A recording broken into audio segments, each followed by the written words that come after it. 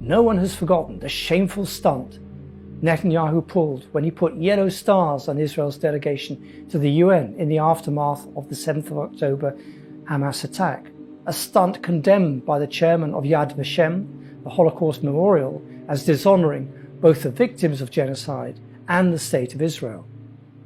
As the day wore on, the magnitude of events in Gaza only grew.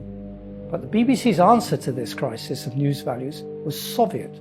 It simply blotted out the news that didn't fit the party line. After a day's mature reflection, BBC News at 10 gave 22 minutes to the Holocaust Memorial and just 4 minutes to Gaza. Monday's commemoration was framed as a message to the world of today. One speaker after another in Poland said the lessons of the Holocaust should not die with its last remaining survivors, not least because there are record levels of anti-Semitism around the world.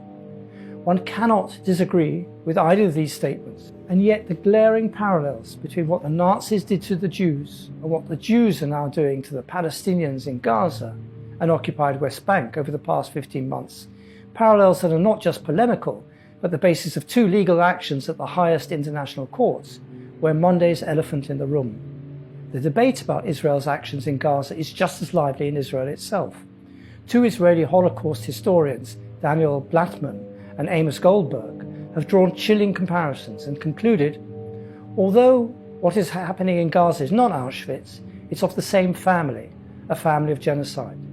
The clash between the 2 events on the same day did something other than just overshadow the commemoration of the liberation of the Nazi death camp. Monday, 22nd of January, was, in the Islamic calendar, the 27th day of Rajab, which until this week was commemorated by Muslims the world over for 2 other events. Al-Isra wal-Miraj is the night when the Prophet Muhammad was transported by angels from Mecca to Al-Aqsa Mosque before ascending to heaven and returning to Mecca, and is a pillar of the Muslim faith. It links Muslims to Al-Aqsa. This is an article of faith, but a fact of Arab history also occurred on the same day, which again links Arabs to Jerusalem. It was a day in 1187 when Saladin liberated the city of Jerusalem from Lord Balan of Ibelin, ending nearly a century of Crusader occupation. Now Netanyahu has added a 3rd memory to this 27th day of Rajab.